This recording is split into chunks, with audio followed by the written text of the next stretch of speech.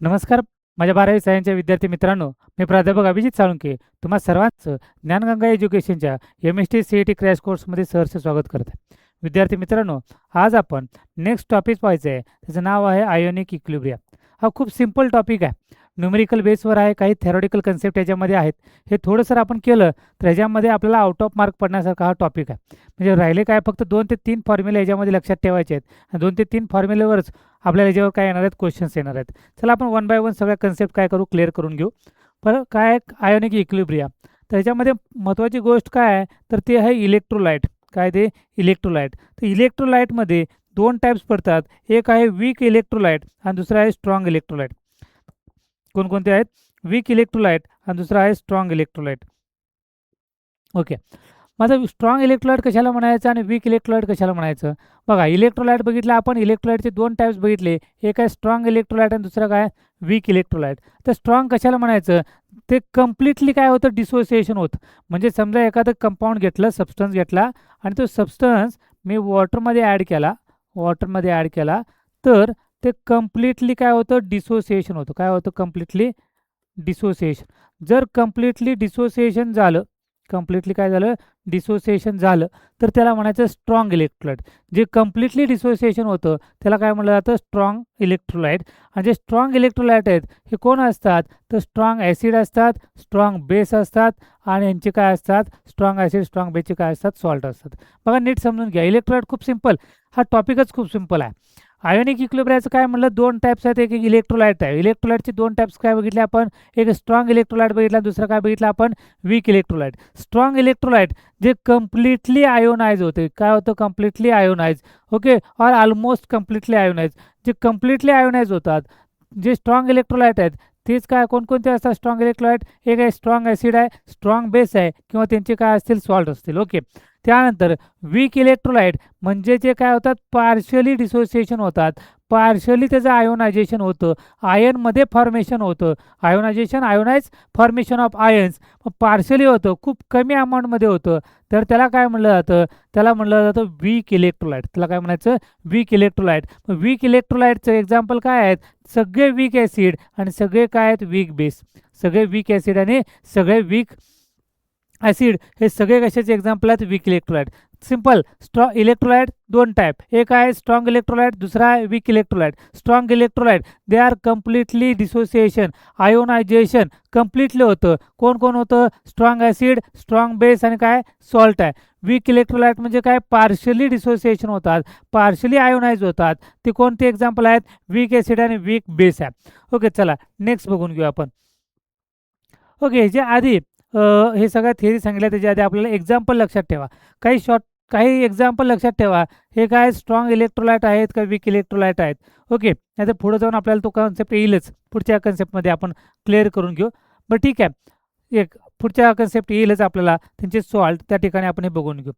चला, काय बघायचं, तर 3 थेरी मांडलेले आहेत आपल्याला, Arrhenius theory, Lowry Bronsted theory आणि Lewis theory.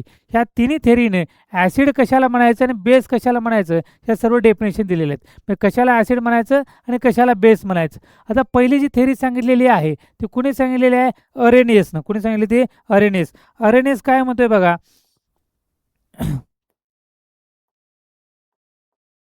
Okay, R-N-S substance, ज्या सबस्टन्समध्ये काय प्रेझेंट आहे, हायड्रोजन प्रेझेंट आहे. द सबस्टन्स कंटेनिंग काय पाहिजे, हायड्रोजन पाहिजे. अँड इट प्रोड्यूस, हायड्रोजन असून उपयोग नाही, त्यानं तो काय केला पाहिजे, प्रोड्यूस काय तयार केलं पाहिजे, H+ ion in aqueous solution. म्हणजे सबस्टन्स घेतला आणि तो कशामध्ये ॲड केला, वॉटरमध्ये ॲड केला, तर आपल्याला काय मिळालं पाहिजे, H+ मिळालं पाहिजे. म्हणजे substance that content hydrogen and it produce H+ ion in aqueous phase, aqueous solution, it is called as acid. म्हणजे अकॉर्डिंग टू आर-एन-एस कशाला ॲसिड म्हणायचं, ज्याच्यामध्ये काय पाहिजे, हायड्रोजन पाहिजे आणि फक्त असून उपयोग नाही, त्यानं H+ आयन काय केला पाहिजे, तयार केला पाहिजे. बरं, बेस काय, या कंपाऊंडमध्ये ज्या सबस्टन्समध्ये काय असलं पाहिजे, OH ग्रुप असला पाहिजे. काय असला पाहिजे, OH ग्रुप. आणि OH ग्रुप आहे आणि ह्यानं OH ग्रुप काय केला पाहिजे, प्रोड्यूस केला पाहिजे. कंपाऊंडमध्ये काय असला पाहिजे, सबस्टन्समध्ये OH ग्रुप असला पाहिजे आणि जर ॲक्वेस फेजमध्ये तो OH मायनस काय झाला पाहिजे, रिमूव्ह झाला पाहिजे किंवा प्रोड्यूस झाला पाहिजे. त्याला काय म्हणलं जातं, बेस म्हटलं जातं. ओके, म्हणजे याच्यामध्ये जर बघितलं आपण, HCl घेतलं, तयार काय होणार आहे, H प्लस प्लस काय होणार आहे, Cl मायनस. H प्लस तयार झाला म्हणून HCl काय म्हणलं आपण, तर HCl ला म्हणलं ॲसिड म्हणलं. HCl ला काय म्हणलं आपण, ॲसिड. पुन्हा दुसरे एक्झाम्पल समजून घेऊ आपण. NaOH आहे, काय ते NaOH आहे, आणि मग NaOH काय केलं आपण, ह्याच्यापासून काय होणार आहे, तर ते होईल Na प्लस प्लस काय होणार आहे, OH minus. OH minus, OH present आहे, प्रोड्यूस काय केला, OH मायनस, ह्याला काय म्हणलं जातं, बेस म्हणलं जातं. सिम्पल एक्झाम्पल्स आहेत. पुढं लॉरी ब्रॉन्स्टेड किंवा त्याला ब्रॉन्स्टेड लॉरी म्हणलं. ओके, आता ह्यानं काय वेगळं सांगितलेलं नाही, काय सांगितलं नाही, वेगळं सांगितलेलं नाही, फक्त त्याची नावं त्याची फक्त वेगळी सांगितलेली आहेत, एवढंच फक्त आहे. बघा, ब्रॉन्स्टेड लॉरी काय सांगतोय आपल्याला, any substance that can donate H plus ion, काय करायला पाहिजे, H प्लस आयन डोनेट केला पाहिजे. H प्लस त्याला काय म्हणलं आपण, डोनेट म्हणजे काय केला, प्रोटॉन डोनर. आता RNAsनं पण काय सांगितलं, कंपाऊंडमध्ये काय पाहिजे, हायड्रोजन पाहिजे आणि ह्यानं प्रोड्यूस केला पाहिजे H प्लस. ओके, आणि त्याच्या पुढे जाऊन लॉरी ब्रॉन्स्टेड काय सांगितलं, सबस्टन्स काय करेल, H प्लस आयन डोनेट करेल. H प्लस आयन डोनेट करेल म्हणजे त्याला काय म्हणायचं, प्रोटॉन डोनर. प्रोटॉन डोनर म्हणजे काय, ॲसिड, आणि प्रोटॉन ॲक्सेप्टर जो H प्लस आयन घेतो, काय, एनी सबस्टन्स दॅट ॲक्सेप्ट काय, तर H प्लस घेणार आहे म्हणजे प्रोटॉन ॲक्सेप्ट करणार आहे, त्याला काय म्हणलं जातं, बेस म्हणलं जातं. ओके, समजतंय. पुढचं आता लेविस. लेविस सिम्पल आहे की ज्याच्याकडे काय प्रेझेंट आहे, इलेक्ट्रॉन पेअर प्रेझेंट आहे. बघा, any species that can accept a share in an electron pair, काय करणार ते, इलेक्ट्रॉन पेअर ॲक्सेप्ट करेल, इलेक्ट्रॉन पेअर ॲक्सेप्ट करेल, त्याला काय म्हणलं जातं, लेविस ॲसिड म्हणलं जातं. आणि ज्याच्याकडं जो इलेक्ट्रॉन पेअर काय करतो, डोनेट करतो, डोनेट इलेक्ट्रॉन पेअर, तर त्याला काय म्हणलं जातं, बेस म्हणलं जातं. तिन्ही गोष्टी नीट समजून घ्या.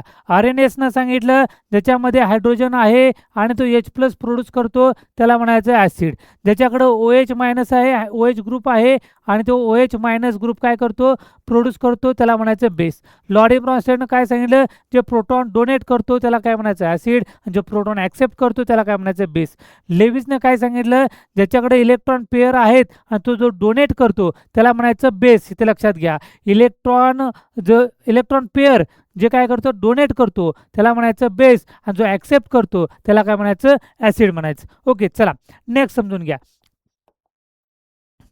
हां, तर conjugate acid and base pair, conjugated acid and base pair according to the Lowry Bronsted. Okay, आता कॉन्जुगेटेड ॲसिड बेस पेअर हे आपल्याला बघायचं आहे कशामध्ये काय प्रेझेंट होतं. कॉन्जुगेटेड ॲसिड कधी तयार होईल, कॉन्जुगेटेड बेस कधी तयार होईल, हे आपल्याला फक्त बघायचं आहे.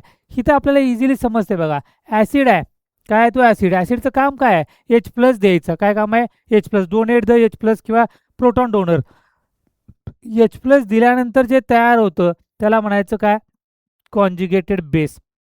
ॲसिड आहे, ॲसिडनं प्रोटॉन डोनेट केला, जे शिल्लक राहते प्रोटॉन दिल्यानंतर तो काय झाला, कॉन्जुगेटेड बेस झाला. आणि बेस जो बेस आहे त्यानं काय केला, प्रोटॉन ॲक्सेप्ट केला, तर त्याला काय म्हणायचं, कॉन्जुगेटेड ॲसिड म्हणायचं. त्याला काय म्हणायचं, कॉन्जुगेट. अपोजिट लक्षात ठेवायचं, ॲसिडचं काय तयार होणार आहे, कॉन्जुगेटेड बेस तयार होणार आहे, आणि बेसचं काय तयार होणार आहे, कॉन्जुगेटेड ॲसिड तयार होणार आहे. ओके, चला आता या ठिकाणी एक्झाम्पल दिलेले आहेत ते आपण बघून घेऊ. आता इथे HA दिलेलं आहे, नीट समजून घ्या. आता सोपं आहे. HA म्हणजे याच्याकडे काय प्रेझेंट आहे, हायड्रोजन प्रेझेंट आहे. काय प्रेझेंट आहे, हायड्रोजन प्रेझेंट आहे, आणि हा काय करणार आहे, प्रोटॉन डोनेट करणार आहे. म्हणजे अकॉर्डिंग टू लॉरी ब्रॉन्स्टेड हा HA आहे. याचा अर्थ हा कोण झाला, लॉरी ब्रॉन्स्टेडचं काय झालं, ॲसिड तयार झालं. काय तयार झालं, हे लॉरी ब्रॉन्स्टेड ॲसिड. आता काय, हा बेस आहे, हा कोण आहे, बेस अकॉर्डिंग टू काय, लॉरी ब्रॉन्स्टेड. हा HA ज्याच्याकडे H आहे. आता ह्यानं काय केला, हा प्रोटॉन डोनेट केला, हा प्रोटॉन डोनेट केला, म्हणून इकडे लक्ष द्या. आता HA यानं काय केला, प्रोटॉन डोनेट केला, म्हणून हा कोण झाला, ॲसिड झाला. डोनेट केला म्हणून हा कोण झाला, ॲसिड झाला. पुढं हा बी जो आहे, बीनं काय केला, प्रोटॉन ॲक्सेप्ट केला, प्रोटॉन काय केला, ॲक्सेप्ट केला, ह्याला काय म्हणलं जातं, बेस म्हणलं. त्याला काय म्हणलं आपण, प्रोटॉन ॲक्सेप्ट केला म्हणजे काय झालं, बेस. ओके, आता या ठिकाणी आहे म्हणजे आपल्याला समजलं हे HA कोण मिळाला, तर HA आहे, ॲसिड आहे, आणि बी कोण झाला, बेस झाला. आता यानं प्रोटॉन दिला म्हणून चार्ज झाला निगेटिव्ह, म्हणजे ए निगेटिव्ह. ॲसिडनं प्रोटॉन दिला, तयार होतो कॉन्जुगेटेड बेस. काय तयार झाला, कॉन्जुगेटेड बेस. म्हणजे ॲसिडपासून तयार होतं, काय तयार होतं, कॉन्जुगेटेड बेस. काय होतं, कॉन्जुगेटेड बेस. कधी? जर प्रोटॉन डोनेट केला तर.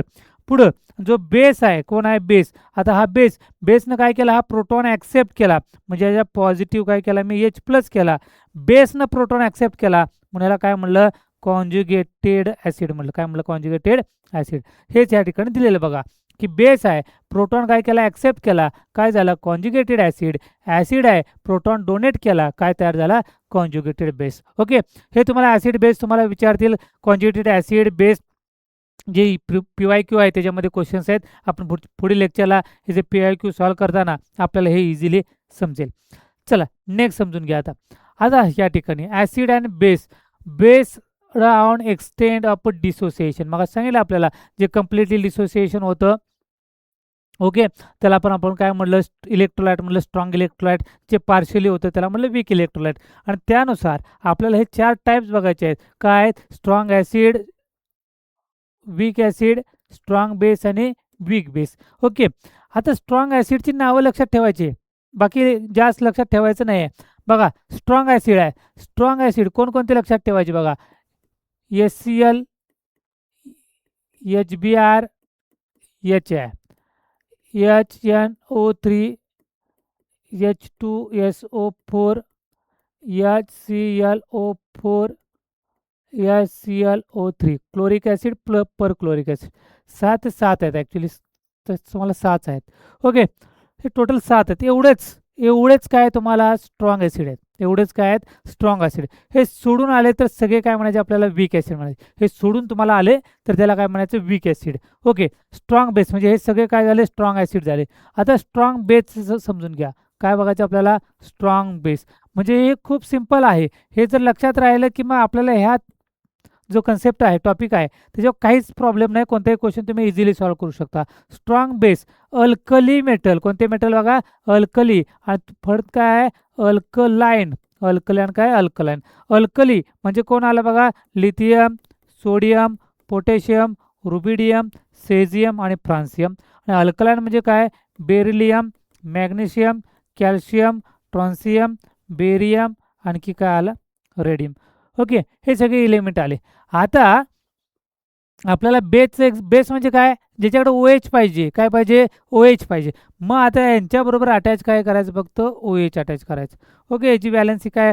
+1 आहे तर चार्ज काय होणार? फक्त OH येणार आहे. म्हणजे काय? सगळ्यामध्ये काय अटॅच झाला? OH अटॅच झाला. ओके. आणि अल्कलाइन त्याच्याबरोबर काय येणार आहे? OH ट्वाईस होईल, कारण इथं B वर +2 आहे. OH वर चार्ज काय असतो? -1. आणि तो स्टेबल करण्यासाठी आपण काय केलं? OH ट्वाईस जोडलं. काय जोडलेला? OH twice. आता हे सगळे एक्झाम्पल जर बघितले, एवढेच, लय लोड घ्यायचा नाही, एवढं लक्षात ठेवायचं फक्त.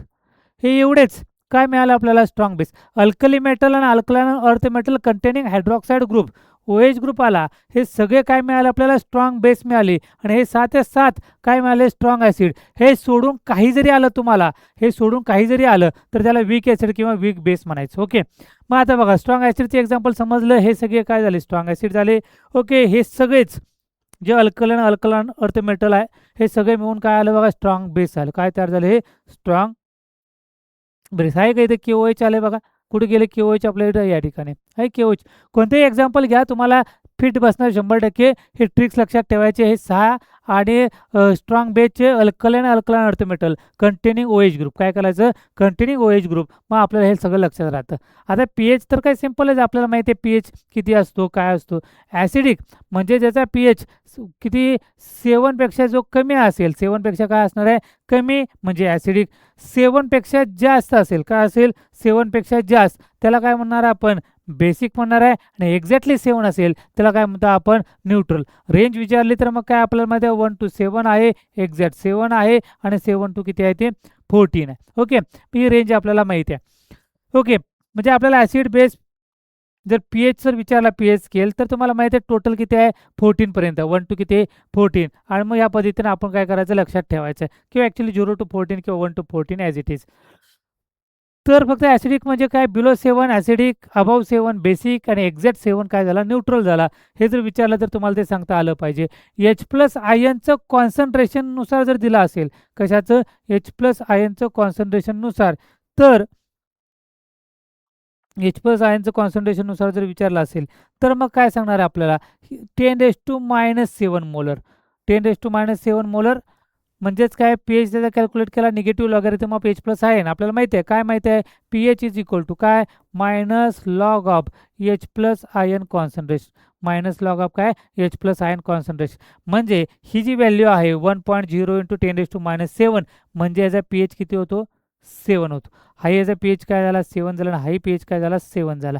हे 7 आहे. फक्त इथं काय 7 पेक्षा काय दिलं H प्लस आयन कॉन्सन्ट्रेशन की pH 7 पेक्षा काय पाहिजे pH आहे तो 7 पेक्षा कमी असेल तर त्याला म्हणायचं ॲसिड. pH 7 पेक्षा काय असेल जास्त असेल तर त्याला म्हणायचं बेस आणि एक्झॅक्ट 7 असेल तर त्याला काय म्हणायचं न्यूट्रल म्हणायचं. ओके चला नेक्स्ट कन्सेप्ट समजून घेऊ आपण. काय बघायचं आपल्याला हा types of salt according to काय आहे ते ॲसिडिटी आणि basicity of a salt. Acidity आणि बेसिसिटी ऑफ सॉल्ट. मग कुणाला strong acid strong base salt of strong weak म्हणजे 4 टाईप आहेत. किती 4 नीट समजून घ्या. आता समजलं की काय अडचण नाही. काय काय बघायचं ह्याच्यात कोण आहे स्ट्रॉंग आहे. कोण स्ट्रॉंग आहे स्ट्रॉंग आहे ॲसिड. आणखी कोण आहे स्ट्रॉंग बेस आहे. स्ट्रॉंग ॲसिड आणि स्ट्रॉंग बेसपासून एखादा सॉल्ट तयार झाला. स्ट्रॉंग ॲसिड स्ट्रॉंग बेस दोघं स्ट्रॉंग एकमेकाला कॅन्सल करतात आणि तयार होणारा जो सॉल्ट आहे तो न्यूट्रल तयार होतो. काय तयार होतो न्यूट्रल. बघा की मग असे आपण एक्झाम्पल बघितलं तेच एक्झाम्पल बघू आपण इथं पहिल्या केसमध्ये. वाटलं इथे लिहितो मी स्ट्रॉंग ॲसिड आणि काय स्ट्रॉंग बेस. एक्झाम्पल स्ट्रॉंग ॲसिडचे एक्झाम्पल काय HCl. स्ट्रॉंग बेसचे एक्झाम्पल मग बघितलं NaOH. हे दोघे एकत्र आले काय तयार झालं NaCl प्लस काय होणार आहे H2O तयार होईल म्हणजे NaCl तयार झालं. काय तयार झालं हे NaCl. आलं काय येते NaCl. याचा अर्थ हे काय झालं आपल्याला तो झाला काय झाला न्यूट्रल झाला. काय तयार झालं न्यूट्रल. दोघं स्ट्रॉंग असेल तर काय आला न्यूट्रल सॉल्ट आला. जो स्ट्रॉंग असेल आता हे दोघं स्ट्रॉंग आहेत एकमेकाला स्ट्रॉंग कॅन्सल झालं न्यूट्रल झालं. पण दोन्हीपैकी एक स्ट्रॉंग आणि एक वीक असेल. जर जो स्ट्रॉंग असेल तो आपलं बिहेवियर दाखवणार. जो स्ट्रॉंग असेल तो आपलं काय दाखवतो बिहेवियर. इथं बघा आता स्ट्रॉंग काय आहे ॲसिड आहे आणि वीक काय आहे बेस आहे. स्ट्रॉंग कोण आहे ॲसिड आहे म्हणजे तयार होणारा जो सॉल्ट आहे तो तयार काय होणार आहे ॲसिडिक सॉल्ट होणार. तो काय होणार आहे ॲसिडिक सॉल्ट. मग आता बघा स्ट्रॉंग ॲसिड एक्झाम्पल काय घेतलं HCl घेतलं. वीक बेस काय घेतलं NH4OH घेतलं. ओके मग काय होणार आहे NH4 आणि इथला Cl काय तयार झाला NH4Cl अमोनियम क्लोराईड. काय तयार झालं हे अमोनियम क्लोराईड प्लस हा OH आणि इथला H घेतला तर काय झालं ते H2. ही NH4Cl कोणता सॉल्ट मिळाला आपल्याला ॲसिडिक सॉल्ट मिळाला. कोणता मिळाला आपल्याला ॲसिडिक. सेम इकडं आता इथं काय वीक ॲसिड आहे. बघा काय आहे ते वीक ॲसिड. आणखी कोण आहे वीक ॲसिड आणि कोण आहे स्ट्रॉंग बेस. कोण स्ट्रॉंग आहे बेस आहे. बेस आहे म्हणून त्याचं नेचर काय राहणार आहे बेसिक. जो स्ट्रॉंग आहे तो आपलं बिहेवियर दाखवणार. स्ट्रॉंग कोण आहे बेस आहे म्हणजे बेसिक बिहेवियर दाखवणार. वीक ॲसिड घेतलं काय घेतलं acetic acid CH3COOH. Strong base घेतला NaOH CH3COO आणि कोण आला इथला Na सोडियम ॲसिटेट CH3COO काय मिळाला आपल्याला Na मिळाला. म्हणजे हा काय मिळाला आपल्याला तर बेसिक मिळाला. काय मिळाला आपल्याला बेसिक. बघा दोघं स्ट्रॉंग असेल तर स्ट्रॉंग एकमेकाला कॅन्सल झाला आपल्याला न्यूट्रल मिळाला. Strong acid weak base. Strong कोण आहे ॲसिड आहे याचा अर्थ जो सॉल्ट तयार होणार आहे ॲसिडिक सॉल्ट तयार होणार आहे. वीक ॲसिड आणि स्ट्रॉंग बेस. आता स्ट्रॉंग कोण मिळाला बेस आहे याचा अर्थ जो सॉल्ट तयार होणार आहे तो काय होणार आहे बेसिक होणार आहे. कारण आपल्याला स्ट्रॉंग ॲसिड कोण स्ट्रॉंग बेस तर मग असे बघितले आपण ते 6-7 एक्झाम्पल ॲसिडचे लक्षात ठेवायचे आणि अल्कलाईन अर्थ मेटल बरोबर OH ग्रुप आला तर तो काय झाला स्ट्रॉंग बेस झाला. पण आता इथं मात्र थोडंसं वेगळं आहे. काय वीक ॲसिड आणि वीक बेस असेल तर काय वीक ॲसिड आणि वीक बेस असेल तर काय तर ते आपण थेरॉटिकली सांगू शकत नाही. हे तिन्हीमध्ये न्यूट्रल ॲसिडिक आणि बेसिकमध्ये आपण थेरॉटिकली सांगू शकतो. म्हणजे कशामध्ये स्ट्रॉंग ॲसिड स्ट्रॉंग बेस हे सर्व 3 कन्सेप्टमध्ये. पण वीक ॲसिड वीक बेसमध्ये weak acid plus weak base दोघं वीक असताना आपल्याला ते थेरॉटिकली सांगता येत नाही.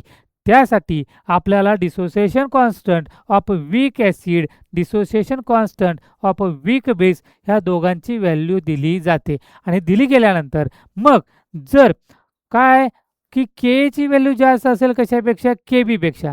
के ची व्हॅल्यू काय असेल केबीपेक्षा जास्त असेल तर ते राहील ॲसिडिक कारण के ची व्हॅल्यू जास्त आहे.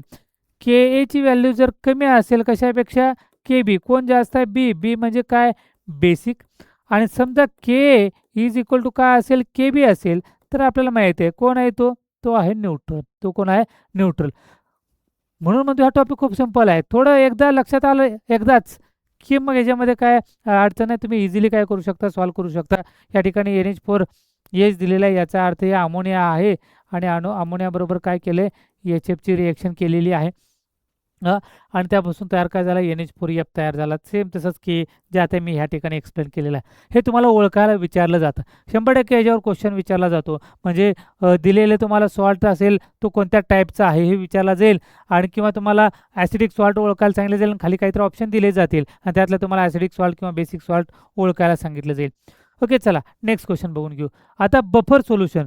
बफर सोल्युशन म्हणजे काय, की असं सोल्युशन ज्याच्यामध्ये काय करतं ते रेस्ट्रिक्ट करतं कशासाठी, to resist drastic change in a pH when small amount of acid, either acid or base added in a solution.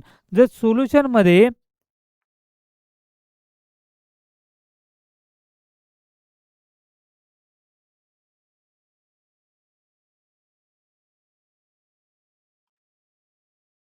एकच मिनटं. ओके ओके, समजून घ्या. बफर सोल्युशनची डेफिनेशन्सवर सुद्धा मागच्या वेळी PYQला क्वेश्चन, PYQमध्ये हा क्वेश्चन आहे. बफर सोल्युशनच्या डेफिनेशनवर. बफर सोल्युशनचं काय आहे, पर्पज काय आहे, तर बफर सोल्युशन काय करतं, ड्रास्टिक चेंज होण्यापासून वाचवतं. म्हणजे काय, तर बफर सोल्युशन टू रेजिस्ट काय करतं, resist the drastic change in a pH. कधी, whenever added the small amount of either acid or base, either acid or, इथे बेस आहे, आयदर ॲसिड ऑर बेस, हे दोन्ही. म्हणजे एखादं सोल्युशन आहे, त्या सोल्युशनमध्ये आपण ॲसिड टाकला तर काय होणार, त्याचं pH काय होणार आहे, ॲसिडिक लेवलला जाणार आहे, म्हणजे 7पेक्षा कमी होणार आहे. बेस ॲड केला तर तो 7पेक्षा जास्त होणार आहे. म्हणजे त्याच्यातला जो ड्रास्टिक चेंज आहे, तो ड्रास्टिक चेंज रेजिस्ट करण्यासाठी त्याच्यामध्ये काय ॲड केलं जातं, बफर सोल्युशन ॲड केलं जातं. काय केलं जातं, बफर सोल्युशन. मग बफर सोल्युशन काय करतं, की pHचा जो ड्रास्टिक चेंज आहे तो होण्यापासून काय करतं, थांबवतं. म्हणजे काय, buffer solution he resist drastic change in a pH upon the addition of small amount of either acid and base. Okay, हे जे टाईप्स दोन आहेत, एक आहे ॲसिडिक बफर, ह्याचे क्वेश्चन तुम्हाला विचारला जाईल. ॲसिडिक बफर आहे आणि दुसरा काय, बेसिक बफर आहे. त्याचा फॉर्म्युला तुम्हाला विचारला जाऊ शकतो, ॲसिडिक बफरचा फॉर्म्युला आणि बेसिक बफरचा फॉर्म्युला. म्हणजे आपल्याला काय कॅल्क्युलेट करायचं आहे, तर pH कॅल्क्युलेट करायचं आहे. मग pHसाठी किंवा कॉम्बिनेशन काय, ॲसिडिक बफर हे लक्षात घ्या, नावामध्ये सगळं आहे. ॲसिडिक बफर आहे, लक्षात घ्या. आता ॲसिडिक बफर, ॲसिडिक आहे याचा अर्थ याच्यामध्ये वीक ॲसिड आहे. काय याच्यामध्ये बघा, लक्षात ठेवायच्या अशा ट्रिक्स लक्षात ठेवा. ॲसिडिक बफर आहे, ॲसिड म्हणजे ह्याच्यात काय आहे, वीक ॲसिड आहे. आणि जो सॉल्ट वापरणार आहे, सॉल्ट तो कशाचा आहे, तर salt of a strong base. काय ते, सॉल्ट ऑफ स्ट्रॉंग बेस. म्हणजे ॲसिडिक बफर कसं तयार होतं, की वीक ॲसिड लागतो त्याला. कशासाठी लागतो, वीक ॲसिड. आणि सॉल्ट कुणाचा पाहिजे, स्ट्रॉंग बेसचा. वीक ॲसिड घेतला काय, CH3COOH ॲसिडिक ॲसिड. आणि काय घेतला, स्ट्रॉंग बेस. कुठून आला तो, Na पासून, NaOH पासून आला. Na कुठून आला, NaOH पासून आला. Sodium acetate. ह्या दोघांचं कॉम्बिनेशन तयार झालं, acidic acid plus sodium acetate तयार होणारा ॲसिडिक बफर. मग ॲसिडिक बफर आला तर फॉर्म्युला लक्षात ठेवायचा, याच्यावर क्वेश्चन तुम्हाला भेटेल. pH is equal to pKa plus log to base 10 concentration of salt upon acid, concentration of salt upon acid. आता त्यानंतर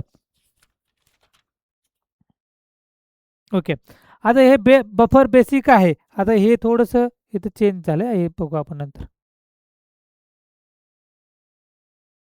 ओके, बेसिक बफर ह्याच्यासारखं लॉजिक वापरायचं आहे. ॲसिडिक बफर म्हणलं काय, वीक ॲसिड, आणि स्ट्रॉंग काय घ्यायचं आहे, सॉल्ट ऑफ स्ट्रॉंग बेस.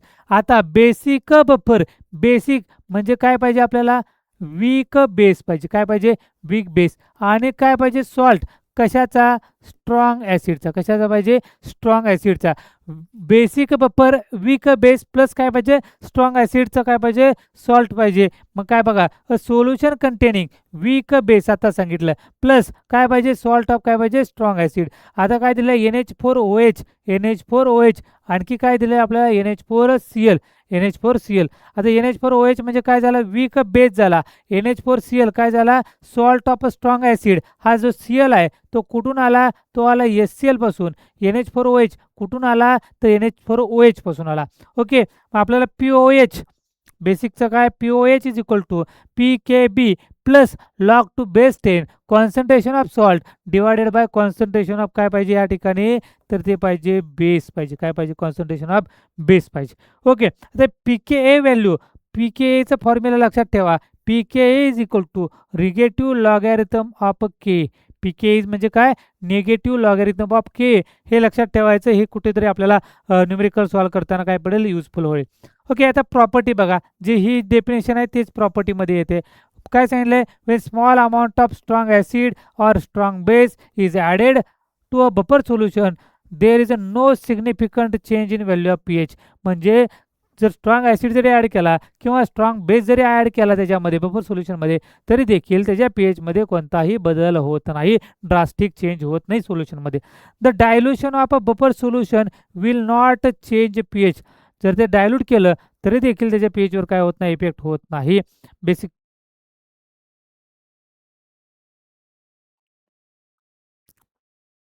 हे बेसिक बफरचे प्रॉपर्टी नाहीत, फक्त प्रॉपर्टी आहेत. बफर सोल्युशनच्या प्रॉपर्टी आहेत. ओके, त्यानंतर तर pH of buffer solution does not change with time. Buffer solution हे स्टेबल राहील.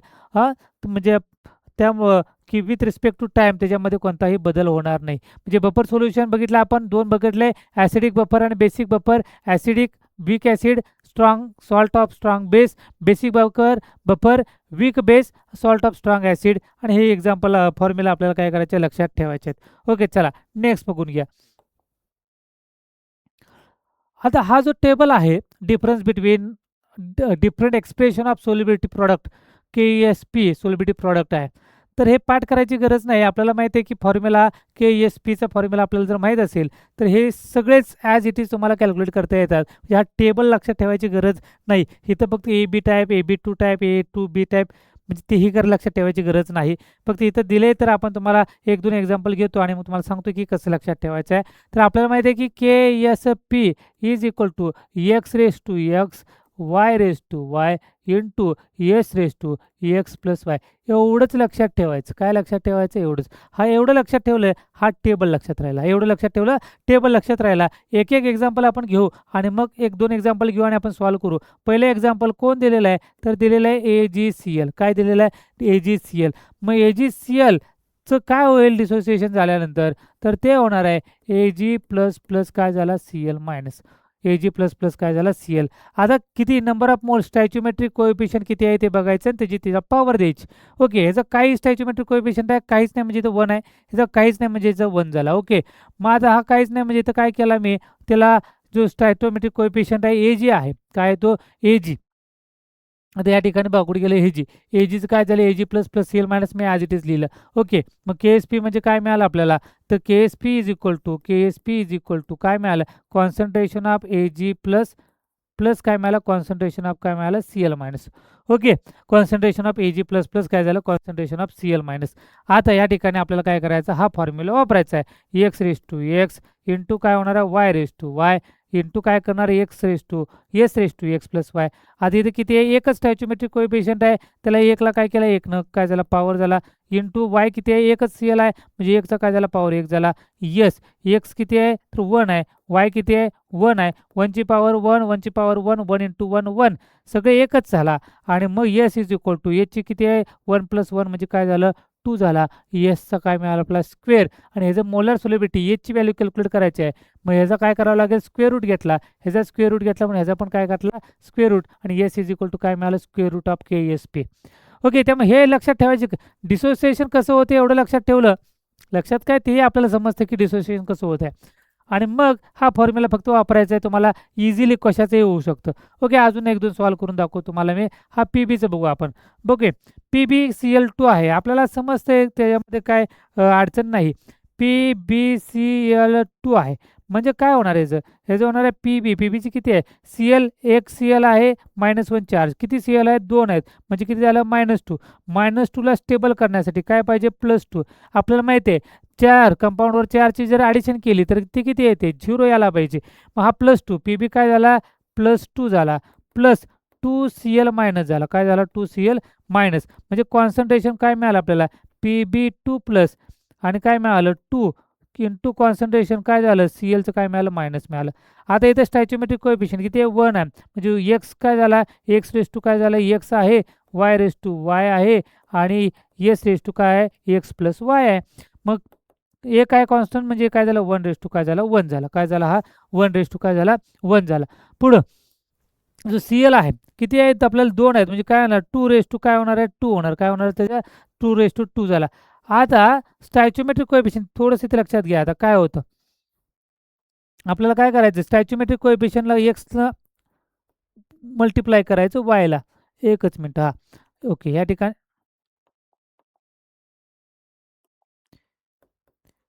इथे ह्या सॉरी काय झाले?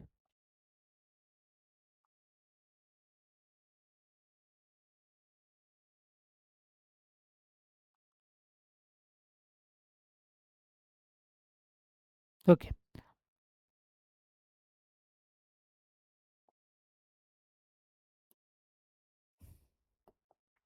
पीबी. ओके. आता इथे समजून घ्या. आता काय होतं की आता काय केलं? PbCl2 आहे. त्याचं डिसोसिएशन झालं. Pb2 प्लस झालं. प्लस काय झालं? 2Cl मायनस झालं. Pb2 प्लस झालं आणि काय झालं? 2Cl मायनस झालं. आता या केसमध्ये Pb आहे. 2Cl2 मायनस आहे. आता इथे लक्ष देऊ नका. थोडंसं इथं काय झालं? हे ॲक्च्युअली या ठिकाणी 2s पाहिजे. इथं काय झालं? s पाहिजे. हा उलटं झालेला आहे. फक्त पार्ट हा उलटा पार्ट झाला आहे. इथं नीट समजून घ्या. इथे तुम्हाला समजेल. ओके. मग आता या केसमध्ये काय झालं? Pb किती आहे बघा? एकच स्टॅच्यूमेट्रिक कोएफिशियंट आहे. म्हणजे एक्स रेस टू काय झाला? एक्स आहे. Cl किती आहेत बघा? 2 Cl आहेत. मग इथं 2 केलं. इथं वाय रेस टू काय होणार आहे? वाय होणार आहे. काय होणार आहे? Y raise to Y plus into काय होणार आहे? एक्स रेस टू काय झालं? एक्स प्लस काय झालं? वाय झालं. ओके. नीट समजून घ्या. आता एक्स Pb किती आहे? 1 आहे. म्हणजे काय झाला? Is equal to 1 raise to काय झाला? 1 झाला. वाय किती मिळाला? 2 मिळाला. म्हणजे 2 रेस टू काय झाला? 2 झाला.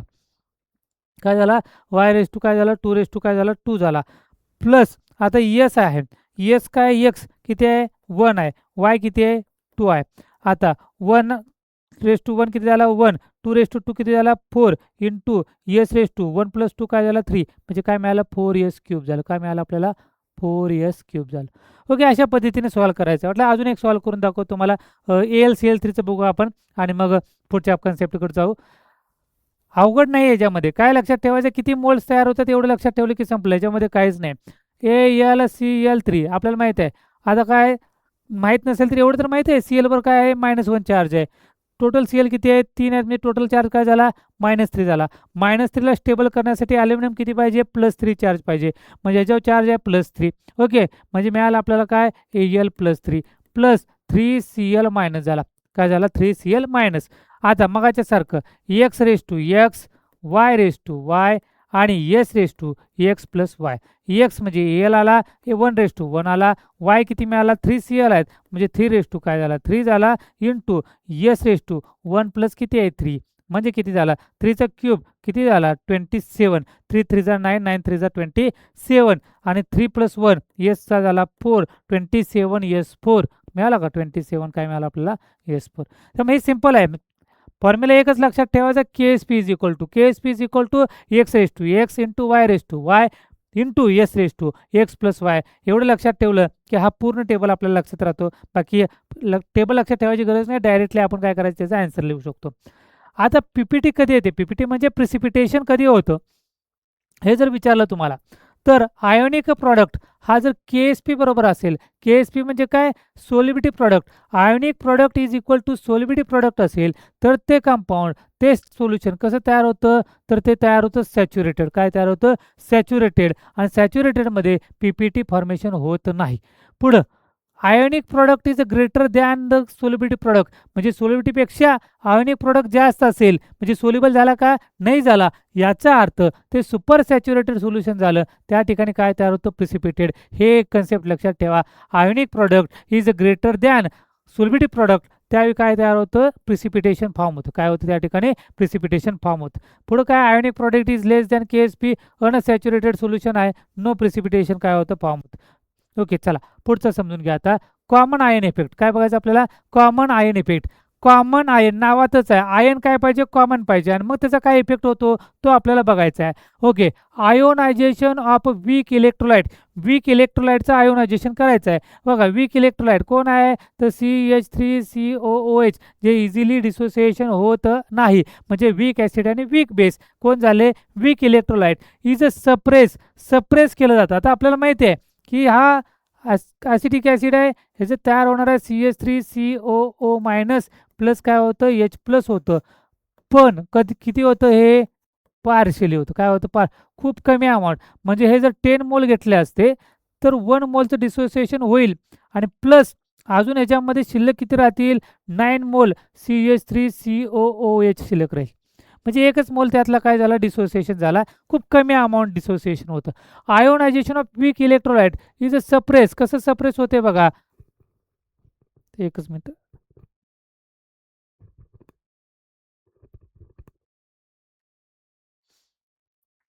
सप्रेस इन प्रेझेन्स ऑफ कुणाच्या प्रेझेन्समध्ये? Strong electrolyte. काय पाहिजे? Strong electrolyte. मग कोणताही स्ट्रॉंग चालेल का? नाही.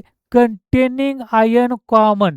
जो आयन काय पाहिजे? कॉमन पाहिजे. फॉर एक्झाम्पल बघा की ॲसिटिक ॲसिडचं सोल्युशन घेतलेलं आहे मी आणि ते डिसोसिएशन होणार आहे ही माहिती आहे आपल्याला, पण ते खूप कमी प्रमाणात होणार आहे कारण ती पार्शियली होणार आहे. त्याच्यामध्येच मी काय काढला की दुसरा एक स्ट्रॉंग इलेक्ट्रोलाइट टाकला. त्याचं नाव आहे CH3COONE. काय टाकला? CH3. मग आता ह्याचं जे डिसोसिएशन होणार आहे ते डिसोसिएशन थोडं जे पार्शियली होणार होतं ते देखील काय केलं जातं?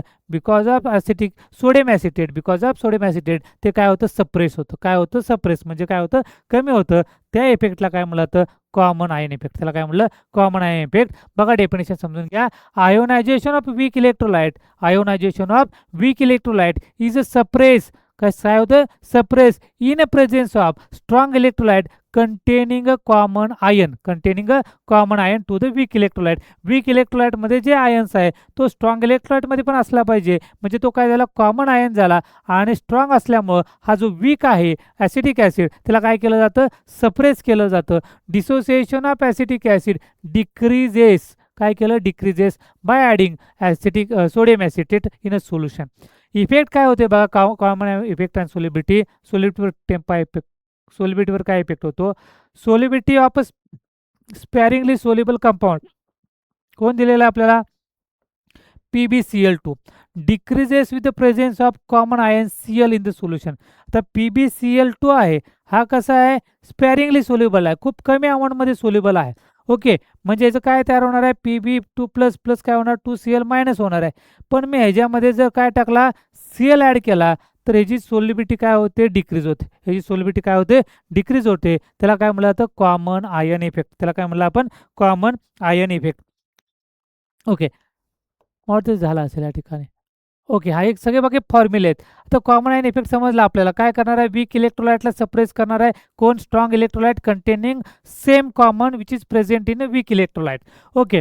नवा फॉर्म्युला. हे फॉर्म्युले लक्षात ठेवायचे. ह्याच्यावर तुम्हाला न्यूमेरिकल्स जे काही क्वेश्चन्स असतील. आयोनिक इक्विलिब्रियममध्ये थिओरिटिकलवर एखादा क्वेश्चन्स येतो. न्यूमेरिकल एक किंवा दोन क्वेश्चन म्हणजे हार्डली याच्यावर 2 ते 3 क्वेश्चन्स आपल्याला भेटू शकतात. तसा चांगला टॉपिक आहे आणि इझी टॉपिक आहे. Degree of dissociation alpha is equal to number of moles dissociation divided by total number of moles. काय? Total number of moles. जसं ॲसिटिक ॲसिड बघितलं आपण की 10 मोल घेतले आणि 10 मोलमधला काय झाला? एकच डिसोसिएशन झाला. टोटल मोल किती होते? 10 होते. म्हणजे आपल्याला काय होणार आहे? 0. काय मिळालं? 1 मिळालं. काय मिळालं? 0.1. अल्फा इज इक्वल टू जर 1 आला तर याचा अर्थ तो काय होतो? कम्प्लिटली डिसोसिएशन होतो. काय होतं ते? Completely dissociation. Alpha is equal to काय? लेस दॅन 1 असेल म्हणजे ते काय होणार आहे? कमी डिसोसिएशन होतील. आता इथं 1 बघितला तर इथं काय आन्सर मिळाला आपल्याला? 0.1 म्हणजे वीकली डिसोसिएशन झाला. डिग्री ऑफ डिसोसिएशनचा क्वेश्चन तुम्हाला भेटेल. अल्फा इज इक्वल टू काय? Number of mole dissociation divide by total number of moles. त्यानंतर ओसॉल डायल्युशन लॉ हा इक्वेशन लक्षात ठेवा. Formula alpha is equal to काय? Square root of V. Alpha is equal to काय? Square root of V. हा formula आपल्याला काय करायचं? लक्षात ठेवायचा आहे. तर काय ते सी म्हणजे काय? कॉन्सन्ट्रेशन कशामध्ये पाहिजे? मोल पर डीएम क्यूब पाहिजे. कॉन्सन्ट्रेशनमध्ये काय पाहिजे? मोल पर डीएम क्यूब पाहिजे आणि व्हॉल्यूम कशामध्ये? व्हीमध्ये आहे. ओके. चला आता हे सगळे इथून पुढचे काय आहेत? फॉर्म्युले आहेत. फक्त फॉर्म्युले लक्षात घ्या. हा ॲसिड डिसोसिएशन तर मगाशी आपण पाहिलं. हा फॉर्म्युला के काय dissociation constant of weak acid okay is equal to काय alpha square divide by V. अल्फा म्हणजे काय डिसोसिएशन मगाशी बघितलं आपण काय डिग्री ऑफ डिसोसिएशन. अल्फा म्हणजे काय डिग्री ऑफ डिसोसिएशन. की अजून एक फॉर्म्युला दिलेला आहे 1/v म्हणजेच काय कॉन्सन्ट्रेशन आहे. काय ते कॉन्सन्ट्रेशन म्हणजे के ए इज इक्वल टू काय अल्फा स्क्वेअर ए स्क्वेअर झालं ते काय अल्फा स्क्वेअर काय सी आहे काय ते अल्फा स्क्वेअर. आता याचे वीक ॲसिड याचे इज इक्वल टू काय concentration of H plus into काय झालं concentration of A minus divide by याचे सेम बेस डिसोसिएशनचे के बीची value K B is equal to काय मिळालं आपल्याला बी ओ एच आहे म्हणजे बी काय झाला प्लस झाला ओ एच काय झाला मायनस झाला डिवायडेड बाय टोटल कॉन्सन्ट्रेशन कशाचं आपल्याला सोल्युशनचं काय होणार आहे बी ओ एच. सेम के एच्या ठिकाणी फक्त काय लिहिलं के बी लिहिलं बाकी फॉर्म्युला काही चेंज नाही. के एच्या ठिकाणी फक्त के बी लक्षात के बी केला आपण म्हणजे काय dissociation constant of weak base is equal to काय मिळालं आपल्याला अल्फा स्क्वेअर सी. ओके पुढं नेक्स्ट फॉर्म्युला समजून घेऊ आपण.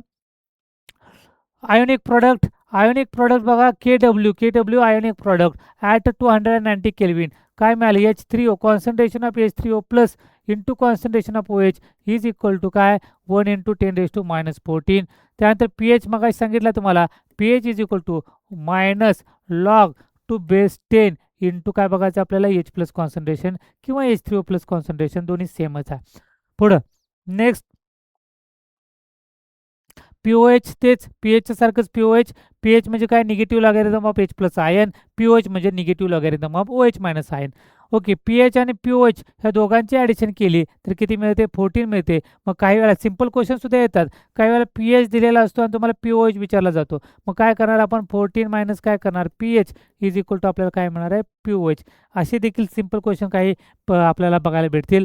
हे इक्वेशन बघितलं ॲसिडिकचं तर ॲसिडिकमध्ये काय लक्षात ठेवायचं आहे सॉल्ट अपॉन ॲसिड लक्षात ठेवायचं आहे आणि बेस असेल तर सॉल्ट अपॉन बेस लक्षात ठेवायचं आहे. फक्त फरक याच्यामध्ये PKA pH is equal to काय मिळालं आपल्याला PKA plus log 10 to concentration of salt upon acid same बेसिकचं लक्षात ठेवायचं. जे मगाशी तुम्हाला मी सांगितलं की सोलिबिलिटीचं KSPचं लक्षात ठेवायचं आहे काय x येईल फॉर्म्युला पुढे जाऊन y and to S(x+y). Salt आहे इथे दिलेले आपल्याला त्याच्यापासून काय तयार x B(y) प्लस आणि y (x+) हा फॉर्म्युला आपल्याला लक्षात ठेवा. ही तर सिंपलच आहे NaCl किंवा पुढे एक्झाम्पल जर आले आपण तसं ह्याच्यामध्ये जास्त यूज होतं बघा Al2SO4 थ्राईस म्हणजे 3 दुनी 6 आणि 2 6 अशा वेळी हा फॉर्म्युला काय होतो युजफुल होतो. मग आता या ठिकाणी काय सांगितलं बघा इथं Al आहे म्हणजे इथं काय जाणार आहे की x म्हणजे जे काय म्हणतात त्याला स्टॅच्यूमेट्रिक कोएफिशियंट्स आहेत ते आपल्याला घ्यायचे आहेत फक्त आणि चार्ज बघायचा आहे. ह्याचा चार्ज काय मिळणार आपल्याला Alचा चार्ज मिळणार आपल्याला +3 मिळणार आहे आणि SO4चा काय मिळणार आपल्याला -2 मिळणार आहे. आता ह्याचा चार्ज किती आहे 3 आहे ह्याचा चार्ज ह्याला काय करायचं मल्टिप्लाय करायचं ह्याच्या चार्जने ह्याला मल्टिप्लाय करायचं म्हणजे इथं काय होणार आहे 3 आहे म्हणजेच काय Al2 किती आहे 2 आहेत मग ह्याला काय करायचं 2 न मल्टिप्लाय करायचं ह्याला किती 3 न मल्टिप्लाय करायचं. ओके एवढंच फक्त आपल्याला काय करायचं x आणि चार्ज y आहे त्या पद्धतीने आपल्याला काय करायचं मल्टिप्लाय करायचं.